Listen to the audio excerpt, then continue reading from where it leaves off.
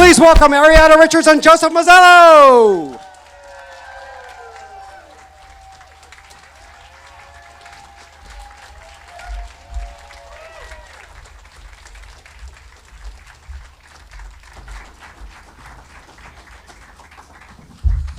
Excellent.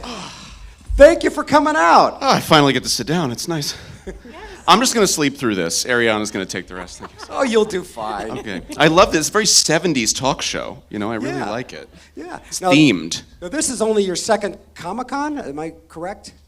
This is my third. Oh, third, okay. This is our second together. Oh, that's nice. This is our second reunion Comic-Con together. Yes, absolutely. Can we have her mic up a little more, please? We test your mic a little better? Testing, 1, 2, 3. Okay, there we Now go. we're cooking. I can hear you perfectly. Okay. So I got some questions for you. The audience, I'm sure, has some questions for you. First off, I got to ask you, what was your first reaction when you learned that you've been cast in Jurassic Park? Oh, okay. I will go first with this one.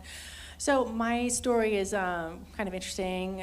You might be aware that my scream was something that Stephen was interested in early on. So the audition experience was really unusual, where I didn't have the standard audition. I had to go into a casting person's office and be put on tape screaming on the video, and that was all. We're not going to tell you really what's going on in this scene. You don't have any dialogue. Just imagine there's this Tyrannosaurus Rex that's trying to attack you, and just scream your lungs out. And they put that on tape, and then a few days later, I'd forgotten about this audition altogether. I was just getting ready to go to Disneyland with my family and thought, oh, this is going to be a fun day out, when we get a call in from my agent who says Steven Spielberg's office is calling and he wants you to come in and meet him today. So we canceled the Disneyland plans, of course, and headed into Amblin, and there I am in the office, and he was just really easygoing. I walked in there in a baseball cap, and he just wanted to chat with me about what did I like to do, what were my hobbies, what did I like in school, and we just kind of chatted about life. And then I remember he had this great old-fashioned video game. I think it was Pac-Man or one of those things. It was great. So I just started playing that, and eventually he said, "So, Ariana, are you busy this summer?" And with Disneyland in the balance, I still said no. And he said, "Well, then great. You're Lex. You got the job." How old were you at the time? I was 12 years old. 12, okay. Man, I wish every audition experience was like that. Yeah. They're so much worse than that usually. Mine was also weird. Maybe Steven just doesn't do it normal ways, but I did a movie called Radio Flyer, which was directed by Richard Donner, who did Superman, and he and Steven were really good friends. They did Goonies together. And so when we were shooting Radio Flyer, Steven used to keep coming on set to talk to me, to hang out. I didn't know who he was. I thought he was a nice man with a beard, which he was. But that's like not all he was. And he kept showing me the sets for Hook, because he was about to make the movie Hook. And turned out he was pretty interested in me for that film. So I did a screen test with him and Robin Williams and Dustin Hoffman. And I didn't get it because apparently Dustin Hoffman felt like he wanted Hook to be more comical than mean, and I looked maybe a little too sweet, a little too young, and I made like Hook look a little too like mean. So I didn't get it, guys. But I wasn't upset because Steven came up to me and kind of like you, he said, "Don't worry, Joey, I'm gonna get you in a movie this summer." And that movie, of course, was Jurassic Park. So Hook is the best job I never got, I have to say. That's a good movie. It's a great movie. But Jurassic's another level, I think. Do you guys remember your first day on the set? It had to be totally eye-opening. I remember our first day doing the camera test. I don't know if you guys know what a camera test is. It's just what it sounds like. They want to see what we look like, our skin tone, everything, and see what looks best. And they put us in the costumes or whatever. Steven was on set. It was really like, everyone was like really scared of him, I think. Like everyone was just so nervous because they're starting a Steven Spielberg movie. I was covered in dirt and stuff, and it reminded me of Oliver, because like we love musicals in my family. And so I went up to him and I just said, "Please, sir, may I have some more?" And he goes, more, 'cause of course he knew immediately what I was doing. And then after that, everyone started laughing and kind of the vibe chilled out. So that was my first memory of like set-ish. Yeah, when it comes to the first memory I've got of filming, I would say it was we land on the island of Hawaii, and there's this special island ritual where they got all of these elders together to do a ceremony before we started filming, and they gave us all leis. They smelled amazing, and then the next day we're traveling up this mountain to somewhere where nobody but the native Hawaiians had ever been allowed to go before. It was this beautiful locale, and they've got this whole electric fence built, and keep in mind, this is only the second day I've met Joe, and so we don't even know each other yet, and this is one of my most emotional scenes where I was never really a push-button actress. I had to really get into character to reach those emotions and get into a crying scene. So here I am watching my little brother look like he might have just met his demise from this electric fence, and I'm supposed to be breaking down in tears. So that was kind of my ice water dip when it came to filming the movie in the first scene. If she knew she would have hated me, it would have been much worse. So it's good that we did that on the second day, I think. That's why they got it out of the way first. Just Steven was smart. In case the chemistry was really wrong. We're kidding. So Steven, as a director, did he treat you guys like regular actors or little kids or a mix? How did he get the best performances out of you guys? Well, I mean, no, absolutely not. He treated us like equals, like part of the gang, like part of the cast. And I think that's when you look back at Steven's career, how many child actors he's worked with who, have gone on to have great careers. I think it's because Steven is at heart a kid himself. He's still that little boy playing with G.I. Joes in his backyard and making little student movies. And I really feel like he enjoyed talking to us more than anyone when we were on that set. Like, I remember him taking us out of school to be like, oh, we're going on a field trip. And then we would go and, like, see the next shot he was setting up, see the T-Rex for the first time. So I think that having kids on set, I think it kind of fuels him and it, like, rejuvenates him and just always keeps that, like, childlike wonder that makes his movies so great. I think that's a good point too. He would come up to us a lot, right, and just say, "Hey, you want to play a card game or something?" So he would just stop everything he was doing on set and just play a card game with us, and we'd be hanging out, and then he would throw an idea out there for the next upcoming scene, or he'd ask us our opinion about what was coming up next. But this was just intermixed with playing the game. We didn't really think we were being directed exactly. Did you guys ever get to see any of the dailies of what was going on? Did he ever let you take a sneak peek, or did you have to wait for the premiere, or did you have a private screening? I saw a few dailies. Okay. Yeah, I was comfortable with it though, because it just didn't really bother me. I know some actors it really bothers them to watch dailies, but it never really bothered me. So. Yeah, I hate watching dailies because it's over. Like, there's nothing you can do. So it's like that gives me anxiety. Even as a kid, it's like, once it's over, they're not going to reshoot it because I asked them to. So I'm going to stay away from it because all I can be is disappointed. So I never watch dailies, but I'm sure if we asked, we could have, if you've seen them, yeah. Yeah, but you nailed it anyway, so you didn't have to worry. Of course. There you go.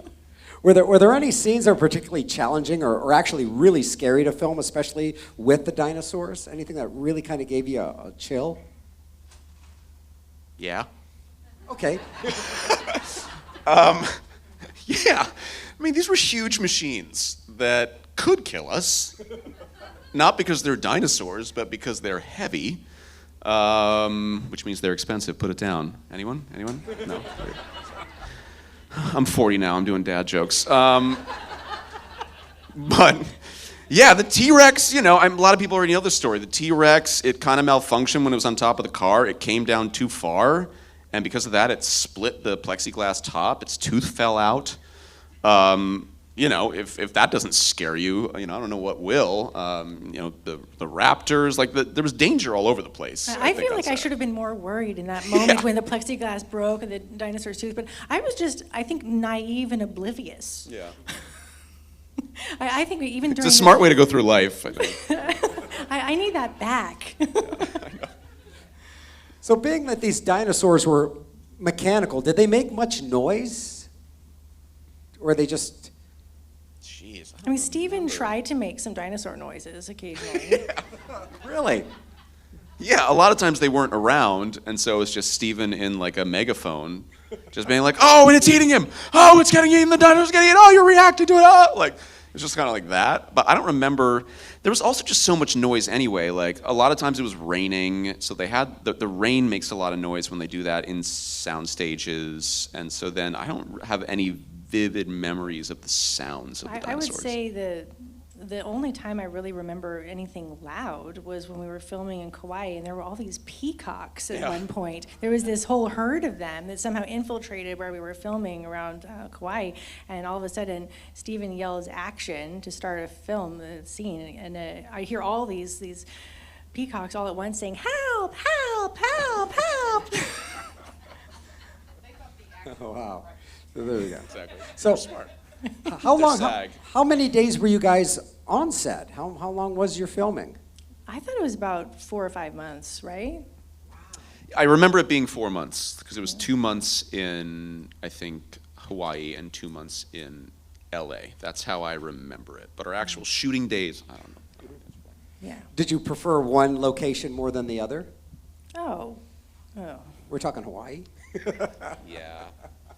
I guess the answer is Hawaii, but we had a ton of fun in LA too. Like a couple times, because we were shooting on the Universal lot, we would just like for lunch, or if we had like a couple hour break, go into the theme park. Even if we were dressed in mud and all of our scrapes, we would just go do the rides sometimes. And it works because you're at Universal. People are dressed up in costumes sometimes. We blended in. It was good. And yeah, we had a blast. We were always hanging out and playing. So. We loved like boogie boarding in Hawaii after set every day, because the hotel we were at had its own little private beach, and so we were always excited if we got off a little early so we could like run home and for an hour just boogie board for a while. It was literally every day after filming, because generally we'd film for most of the day, but there'd be that nice kind of late afternoon light that was still there, and little did I know that was probably prime shark territory, but still it was really fun if we survived. Again, ignorance is good. Ignorance. So being in Jurassic Park at such a young age, how did that impact your lives professionally and personally? Well, look at this. Yeah, I mean- wow, that is amazing. Yeah. It definitely turned our lives around, didn't it?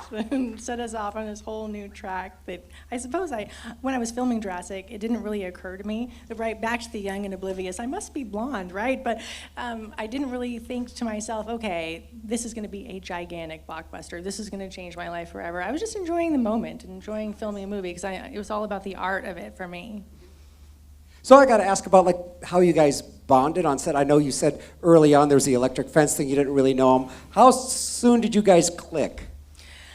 I think we really started hanging out right away and just playing around and basically making mischief. Anytime we'd have time behind the scenes, we'd just be playing hide and seek, having fun, joking around, playing games. Board games.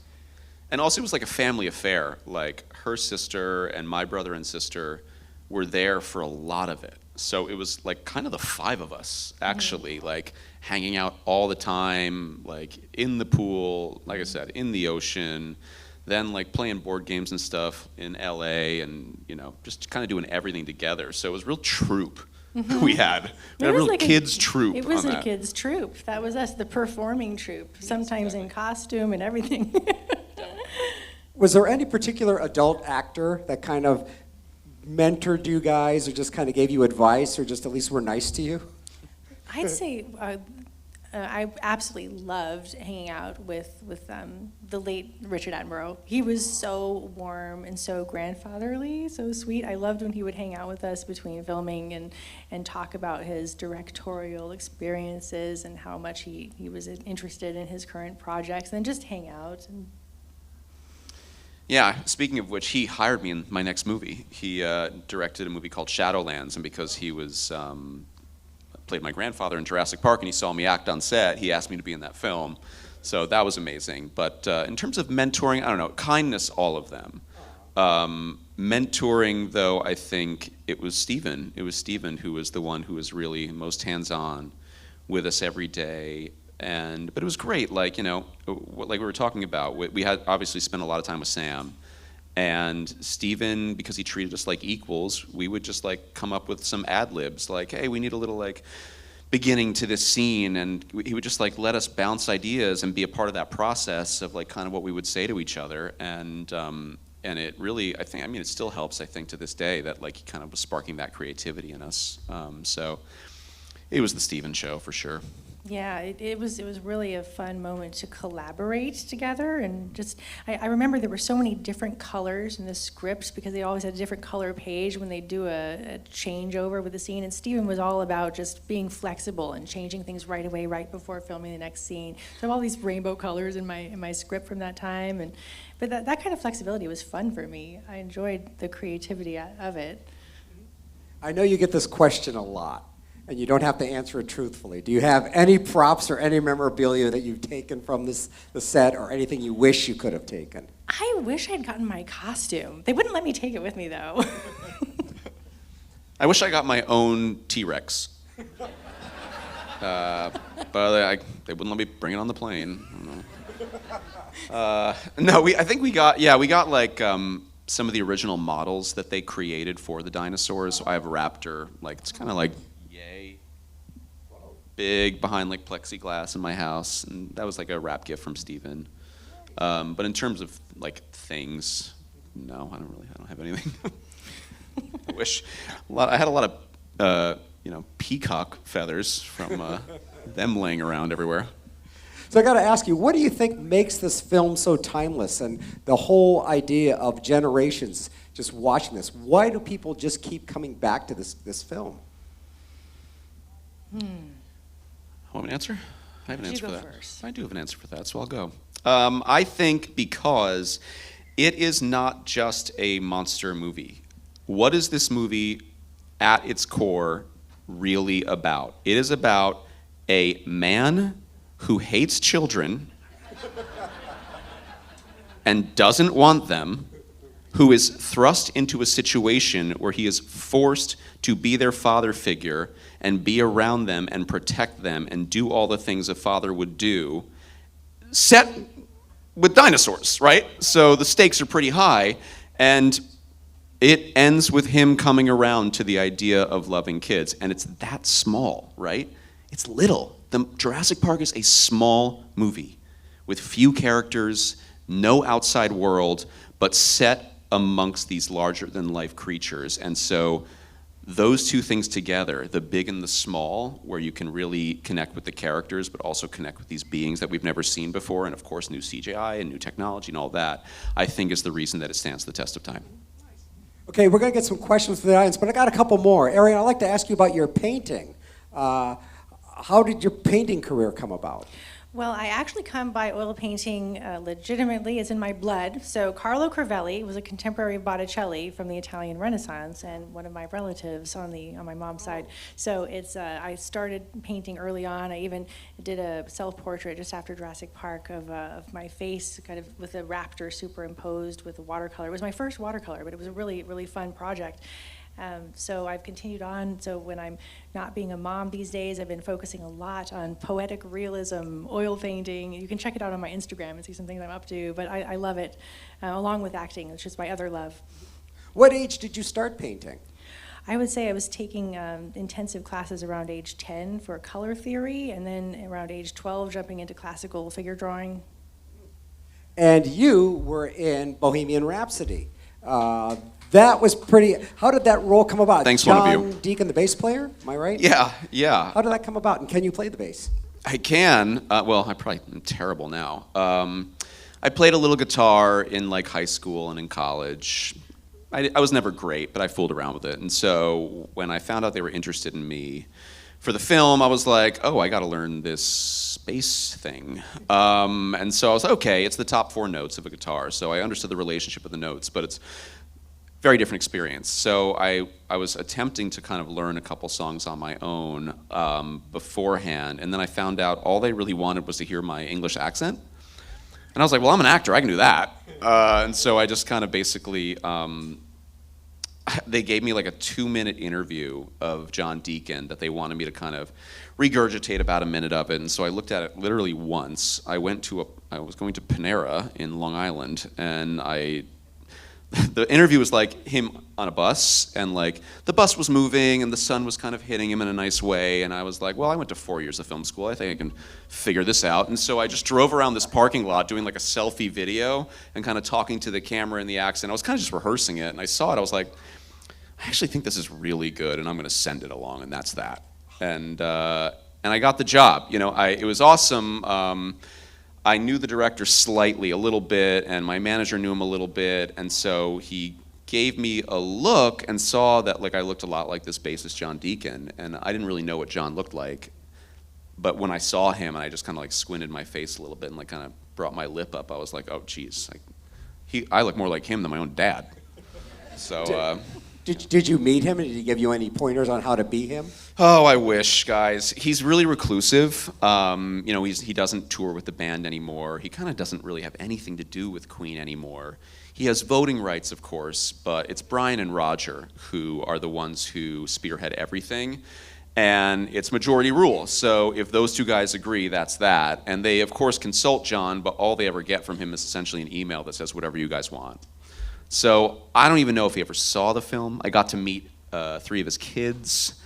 That was wonderful, but you know, it's a part of his life that he put behind him for whatever personal reasons he has for that. I'll never know, I can't speak to him. But thankfully I had a lot of videos, and I had his kids, and I had Brian and Roger to lean on to make sure that I got it right. It is a great film, too. Thank you very Nicely much. done. All right, let's get your questions from the audience. Raise your hand. We'll try and knock them out. Do you think we will ever see Tim and Lex again in Jurassic Park? Is that a ghost? Who's that? Oh, no, over there, okay. Hi. Sure hope so, right? I think it would be an absolute blast. Yes, I would love to be in Jurassic again. They have to write us in. Yeah, I mean, it feels a little bit like it writes itself, like the grandchildren of John Hammond, who started the original Jurassic Park, are sitting here on this stage. We're kind of the heirs to this thing, and maybe one day they'll figure that out and they'll put us in it. But who knows? You know, that has been on my mind as well. Yes, Yeah. the heirs to the Hammond Enterprise. Exactly. Really, it's kind of a no-brainer, right? Should be. You would think. Who knows? I've talked to a couple people about it who are kind of in that world, and there's definitely some like, hey, you never know. We're gonna do a lot of these movies. We'll see. I think it's the fans that have to put it over the edge. I think that it's the Jurassic Park faithful have to get on those message boards to get us back there, because for some reason it hasn't happened yet. My phone's on right now, just in case, but we'll see. Hi. So this being Pittsburgh, we love our native Jeff Goldblum here. And I know you didn't have too many scenes with him, but I was wondering what he was like on set. Did you have a lot of interaction with him?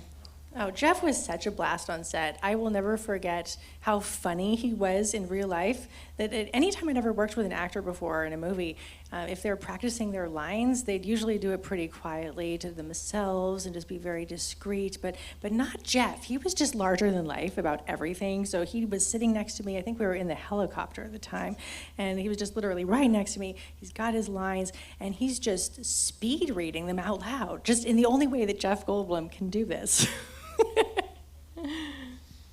Yeah, I mean, Jeff was fantastic. Like you said, not a lot of time with him, but when we were in that helicopter, it was like blue screen. It was blue screen back then, not green screen. And we were just sitting there bored for a while, so he started coming up with these little bits to do for when Steven came back around. And so I just remember, I remember one of them very vividly, where it's just this little bit where he would just be like, Joe, those people, they look like ants down there. And I was supposed to respond, those are ants, you idiot. We haven't taken off yet.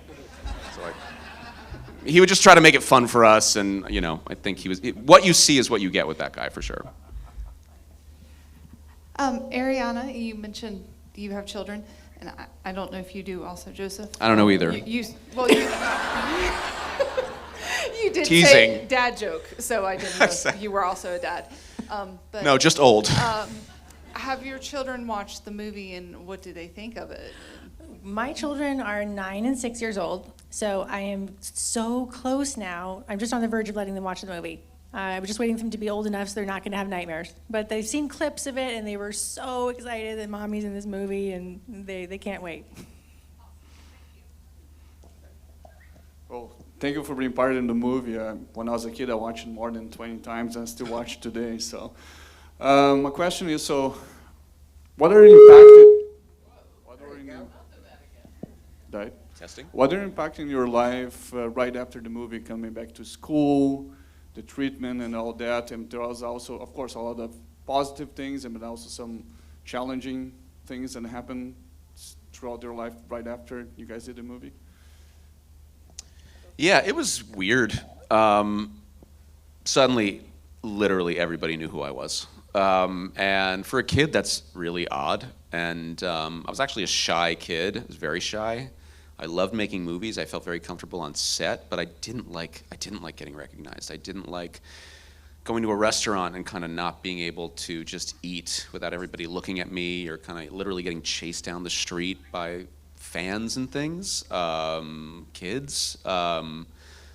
Yeah, school was a little weird. They already knew I was an actor at that point because I started really young, so that was kind of whatever. But it took some getting used to. But I mean, that's part of the job. You know, even as a kid, I kind of had to recognize that if I am going to do what I love, that's going to be a part of it. And as I got older, I grew into myself a little more, and now I'm much more comfortable with it, yeah. Yeah, I think that's an interesting point that you brought up, that you kind of accept what you get with being famous if you're going to be an actor and you have the potential to be famous and it happens to you.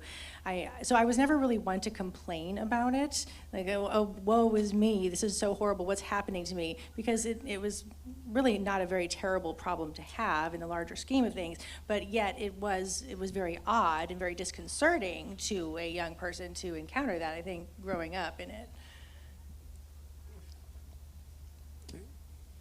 Hi.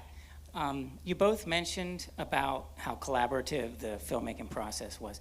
And I was just wondering if you could share any specific ideas or lines that you brought to your characters.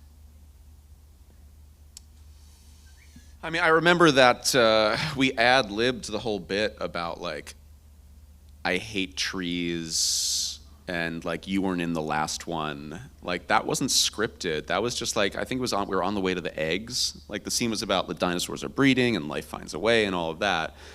But we had to walk up to it. And so there was a little bit where we just kind of got to go back and forth and try some things out, and whatever made Steven laugh or whatever he came up with, that's what we went with. And yeah, it was just, you know, just amazing. That kind of trust that he gave us to like come through is really cool and something that I really treasure. Yeah, that was really something. I remember that as well. And I also remember constantly badgering Steven if I could do my own stunts. Unfortunately, that didn't really lead to anything because they'd already hired this amazing stunt woman who was a member of Cirque du Soleil to play my stunt person, and he gave her all the stunts. We got time for 2 more questions, then they're headed back to their table to sign. All right, hi, Ariana and Joseph. Great to have you all with us. Thank you. Well, I just wanted to say, what? Well, I just want to say you both were amazing in both Jurassic Park and The Lost World Jurassic Park. And also, Ariana, you were great in Prancer. And also for you, Joseph, The Social Network. So my one question for the both of you is, what would be some of your favorite projects outside of Jurassic Park? That we've done or that we wish we could have done?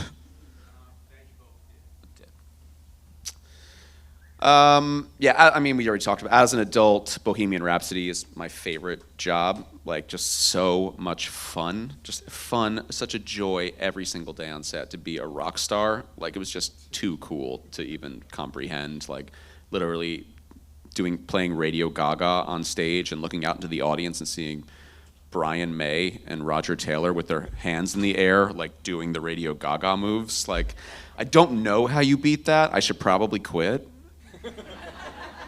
Because it's all downhill from here, I think. I would have to say that filming Angus was a really nice experience for me because it was a great story. I enjoyed being part of a movie that encompassed what it was, a coming-of-age story, and that it felt very real. A lot of things that people can experience, can relate to. It was funny. It was crazy. It had a really good cast. I couldn't believe it when I got involved in it. Kathy Bates had just won the Academy Award, and there she is, and The Project with George C. Scott, and it was a good experience for me, so I enjoyed that one. And final question. Okay, so I'm glad that you just said that your favorite project was Bohemian Rhapsody, because that's what my question is about. When you filmed that movie, did you think that that movie was going to become as big as it did, and like how it kind of took over? And did you think that you were going to become as close with that cast as you did? Because I know that you're still friends with all of them, so yeah. Well, I just want to say, also undrafted, but you're the only person in this room who knows that movie, so thank you. Okay, 2, there we go. Do I hear 3? Yeah. Oh, wait, what was your question? It was about Bohemian Rhapsody. It was, what was it? What was the question? I don't remember. Did you know it was going to be that? Oh, yeah. Oh, I actually thought it was going to be. We had a lot of problems with the director. He had some issues. They had to let him go. And so people thought, oh, it was shutting down. The movie's never going to come out. It's going to be a disaster. I was like, guys, first of all, this is awesome that we get to be a part of one of these weird Hollywood stories. Yes, that's great. Second, the work is amazing. What we're doing here is awesome. We're going to finish this movie. I don't usually feel this way, actually. I'm usually like, I have no idea how this is going to turn out. But that one, I was like, no, this is going to be huge. And I didn't think it was going to be as huge as it was, of course. But I knew it was going to be big, and I'm glad I was right. Well, thank you so much for coming out. Big round of applause to the Jurassic Park panel. Ariana Richards, Joseph Mazzello. Thank you guys. Headed back to their table to sign. Good job, everyone.